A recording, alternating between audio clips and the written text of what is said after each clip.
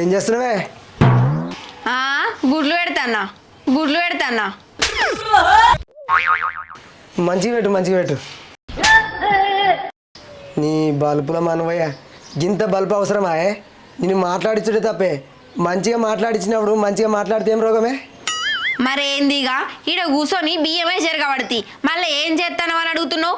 నీ కళ్ళు కాకులు ఓడవా ఏందే నా కళ్ళు కాకులు ఓడవనా? నా కళ్ళు కాకులు ఓడిచినాక మంది సంఖ్యలు నాకు కూడా మాపదుతాయి. ఇంటికాడ కూర్చుండబెట్టి తినబెట్టే కొద్దీ తోలు దొడ్డ అయిందా నీకు?